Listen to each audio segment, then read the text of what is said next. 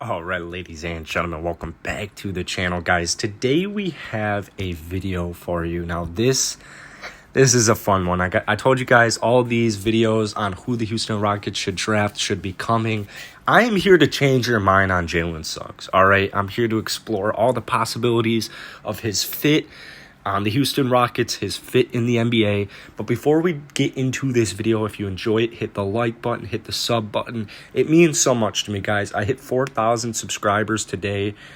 You guys are changing my life. That is all I can really say right now. I love making these videos, and you guys seem to be loving them. So let me know if you have any specific video ideas you want me to cover down in the comments below, and I'll get on it. But let's talk about Jalen Suggs. Now, this is an interesting one because obviously you guys know my kind of top three has always been Cade Cunningham and then a combination of either Jalen Green or Evan Mobley. It switches sometimes. Right now I'm really feeling Evan Mobley. I just feel like KPJ is very similar to Jalen Green, and there's some worry there about the defensive side of how that's going to work. But you should always, like I said, draft value over fit, talent over fit. And when we're talking about Jalen Suggs, this is one of the players, like personally, I think Jalen Suggs could easily come into this league and put up better numbers than Evan Mobley right out of the gate. When I view Evan Mobley, I think of obviously all these prospects have to develop, but when I think about the most NBA ready out of all four picks in the draft, you honestly could argue Jalen Suggs. Now, yeah, Jalen Green played in the G League. He's played against NBA talent. But when looking at all-around games, Jalen Suggs he's there. He could play both backcourt positions quite easily. This was a 5-star recruit for basketball and a high-level recruit for football. Now, he opted to play basketball at Gonzaga, and that's where he averaged 14.4 points per game and was a decorated freshman athlete, winning multiple WWC accolades. Now, he can do pretty much everything on the court. He is a naturally gifted athlete, elite athlete. He was a high school football player, captain. He's got that leadership ability. Rebounding is one of his strong suits as well, just because this dude's a beast. Now, super solid three-point threat as well. Now, obviously, this is one of the levels in his game that might have to improve. 33.7% from deep, but his athleticism and his ball control is what's really impressive. His basketball IQ is just something that you cannot teach. You either have it or you don't. Now, yeah, he's a great athlete, but he can do it all. 5.3 rebounds per game, 4.5 assists, 1.9 steals as a freshman. He shot 50.3% from the field. I mean, this is a 20-year-old player right here. So with Jalen Green fitting, with Jalen Suggs fitting on this team, it kind of comes down to, and I've been preaching this for weeks, even months. It's important for Rocket fans, in my opinion. This is just my opinion. Everyone can have their opinion. I love hearing your guys' opinions. I love when you debate my opinions as well. That's what the whole channel's for. John Wall, the way I see this Rockets team is that John Wall and Eric Gordon, I just basically view them as not even being on the team, right? I mean, John Wall, it's going to be hard to find a trade guy. Probably if you don't find a trade this year, he's most likely going to accept his $47 million player option because it's $47 million.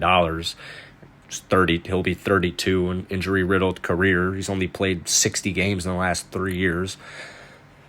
So I don't really view John Wall as, John Wall could be coming off the bench this season for us. We don't know what Stone's going to do. We don't know what Silas is going to do with the team. We don't know what Stone's going to do with just how he's going to assemble the roster. Right now there's just a plethora of guards. And when you throw in John Wall and Eric Gordon, it just complicates the mix. So with John Wall, I think he's going to be hard to trade. If he doesn't get traded this year, he'll probably be bought out at some point next year. And then with Eric Gordon, I love Eric. He's done so much for Houston, but man, that 4-year, $70 million contract is tough. At 34 years old, he's going to be making $20 million plus that season.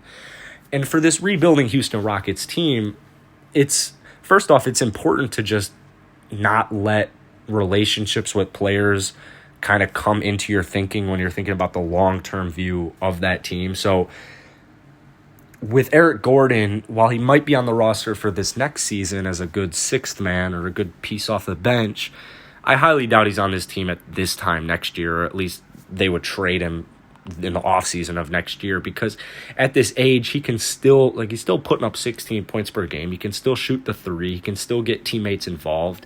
He's a great piece off the bench. So I think a contending team is definitely going to want him.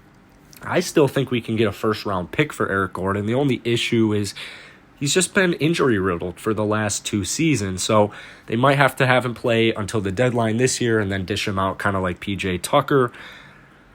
But I just don't view these two guys on the team. And when I think of Jalen Suggs, obviously another guard, this is a guy who can come in with KPJ and they can play 1 and 2 almost interchangeably. If you guys watch my videos, if you watch my videos before the draft, you know my opinions on KPJ. Obviously, I want him to be a point guard because I think he's going to be elite as a point guard, can get everybody involved, he can create his own shots. But KPJ at the 2, that's his normal position. He's a shooting guard. Came out of the college as a shooting guard. He was a shooting guard last year. So he's fully capable of playing the 2, and he's probably a little bit more comfortable at playing the 2. And Jalen Suggs, same goes with him. He can play the 2 just as good as he can play the 1. So that is one of the biggest reasons I would not be disappointed in drafting Jalen Suggs. The issue with Jalen is I don't think his upside is as big as Mobley or as big as Jalen Green. But my issue is with Mobley and Green, if they're busts, I mean, that's a huge L. There's concerns about Mobley not even being that dedicated to basketball. And then with Jalen Green, he's got to elevate other parts of his game besides scoring, which he started to do at the end of the season for Ignite, but that was obviously a cut short season, so it's kind of just a little small sample size. With Jalen Suggs, this guy is NBA ready.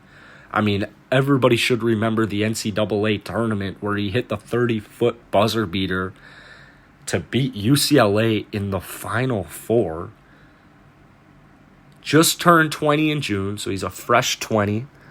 Still very young, but it's all about the upside, man. 14.4 points per game, 5.3 rebounds, 4.5 assists, 1.9 steals.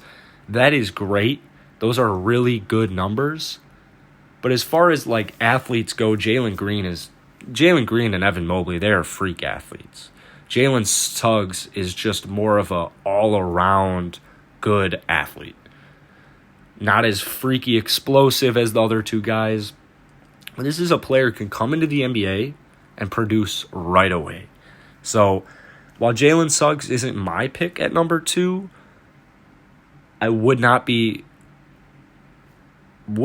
complaining. I wouldn't be upset if, say, they were to trade down to number 3, even number 4, get a good piece, maybe a center in that trade down to 3 or 4, and then pick Suggs there, or obviously Green or Mobley if they're still available. But if Suggs falls to you and he's your best option, I would not complain one bit. So let me know your guys' thoughts on Jalen Suggs. I still got a lot more film to watch on this guy, especially with the combine on all that good stuff starting today. So there's a lot to be said about Jalen Suggs. There's a lot to be said about all the top 4 prospects that are kind of the main 4-star potential players. But Jalen Suggs, man, I'm just saying, don't write him off quite yet. This is a hooper right here. He's got that mentality that just sets him apart. He's got that leadership, that voice that you don't really see with Jalen Green, and you don't see that with Evan Mobley. He's the leader of the pack of Wolves. So anyways, guys, if you enjoyed the video, hit the like button, hit that sub button. Plenty more of these videos coming on Mobley, on Cade, on Suggs, on Green, and then even more guys outside and even more guys at 23 and 24. So stay tuned, hit that sub button, and I'll see you guys later.